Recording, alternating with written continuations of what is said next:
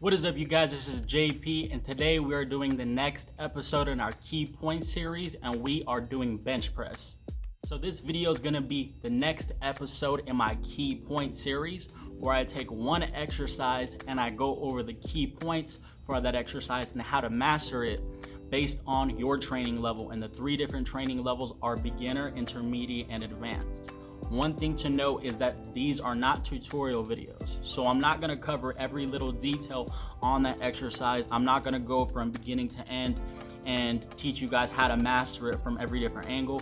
I'm just going to go over the key points that matter or give you the most return on investment for your time, and I'm not going to focus on the things that are more common for that particular exercise. Like I said, just focus on the things that give you guys the most return on investment. So today we're going to be going over the bench press for beginner trainees. The first key point that we're going to go over for beginner trainees for the barbell bench press is to keep your feet planted and down during the bench press, or as I like to say, stop tap dancing during the bench press.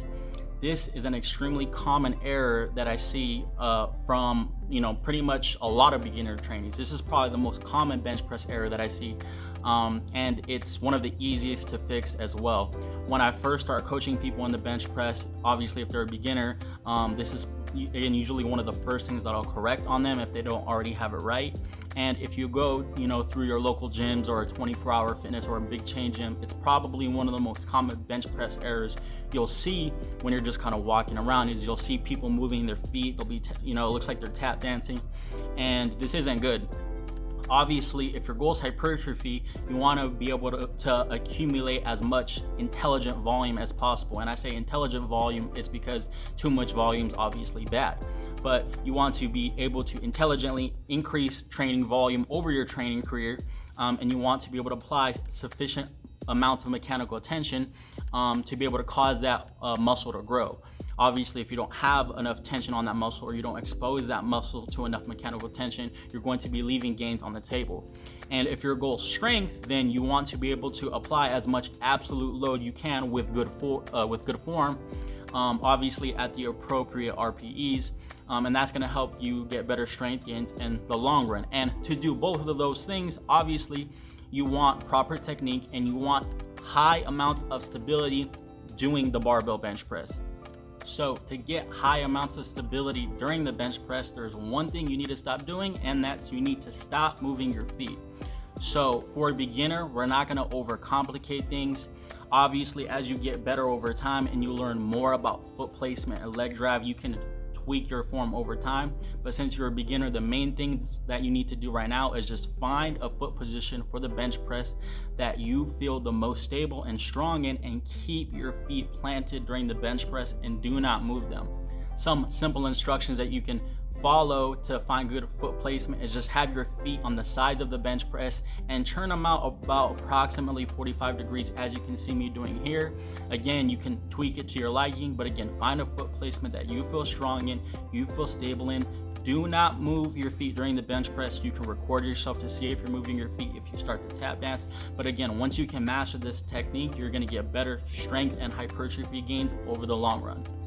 Second key point that I have for the barbell bench press, and this might be a slightly controversial one for some of you, but again, it's something that I've learned from coaching people, from my experience coaching people, and from me doing it myself, is to stop doing touch and go bench press at first. Okay, just stop doing touch and go bench press as a beginner, at least. Later on down the line, if you're an intermediate trainee or an advanced trainee and you want to implement touch and go bench press, or if you just want to make it your primary bench press, that's fine.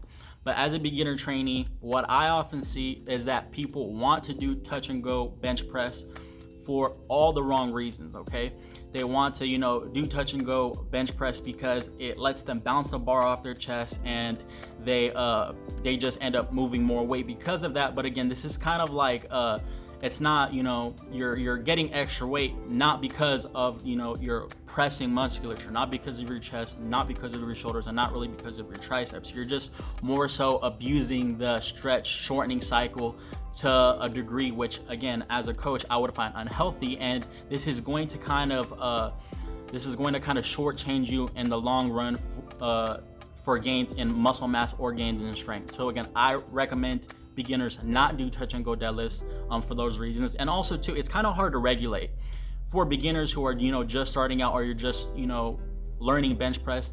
It's kind of hard to keep, how much touch and go you allow for a bench press, stabilize, or how to keep it anchored so that you can track progress properly, over the long term.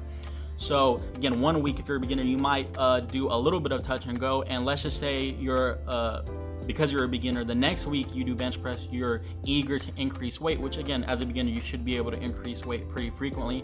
But let's just say you're a little bit too eager, or let's just say you're a beginner, but you're 7-8 weeks in and you're starting to slow down on progress, but you want to get that next weight, you're a little eager, and you use a little bit more bounce than you did the previous week. Is that really you lifting more load, or is that just you bouncing the bar off your chest a little bit harder? So again, that's another reason why I'm not a big fan of touch and go deadlifts for beginners, because it's kind of hard to standardize that. And again, like I mentioned earlier, you can change it down the line. I'm not saying that you can't do touch and go bench press, or it's not good if your goal is hypertrophy, because again, I'm sure there's someone watching this who's like, what if your goal is muscle mass? What if I want to what if my goal is just hypertrophy? What if that's my main goal? And what about keeping tension on the muscle? Again, I think that's something you could change later on down the line. And again, if you're someone who feels like you can master that right now, you can ignore this tip in this video. This is just my recommendations. What I recommend is for you to pause the bar on your chest for every single rep, even if your goal is hypertrophy, and especially if your goal is strength. If your goal is hypertrophy, just make it a very brief pause, a very brief stop. And obviously, if your goal is strength, you could do a little bit more firm pause. I just think that this is going to help, one, standardize the bench press so that you can compare and track progress week to week and see how you're doing. Two, when you come to a complete stop on the bench press as a beginner, it's going to help ingrain better technique when compared to a touch and go bench press. Again, from my experience coaching people and from seeing people do touch and go bench press as a beginner, they tend to just get carried away with it, and the technique seems a lot harder to standardize and to perfect when they're doing a touch and go deadlift, because again, a touch and go deadlift comes with a little bit faster of a lift, and because it's not as controlled, things just end up a little bit more wacky. The bar path ends up a little bit more wacky. Just things start getting thrown off a little bit more. So I think, again, from my experience, coming to a stop, implementing pauses early on as a beginner, it helps standardize that form. So again, it engraves good habits for later on down the line, so that even if you want to transition over to a touch and go bench press for other reasons, it's a lot easier to go from doing pause bench press to a touch and go bench press than it is to go from doing a touch and go bench press your entire life to now implementing pauses. And psychologically too, when you go from doing a touch and go bench press and bouncing the bar a little bit, even if you're not bouncing it, to a pause bench press, most of the time people are going to end up going down in weight. Whereas when you reverse that, people can end up lift a little bit more if they're doing a little bit of a touch and go for the most part. So again, psychologically, you get a little bit of a benefit there as well.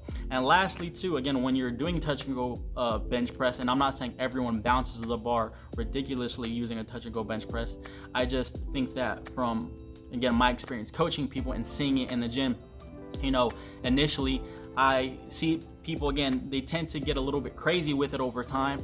And as you get stronger, let's just say this is something that you ingrain early on, as you get stronger and you lift heavier loads, if you start getting a little bit carried away with that touch and go because you're lifting a little bit heavier, that does increase injury risk when compared to doing a controlled pause bench press. So again, there's always that benefit as well. If you guys have any questions, comments on either of these key points, leave them down below. I'll see you guys in the next video. Peace.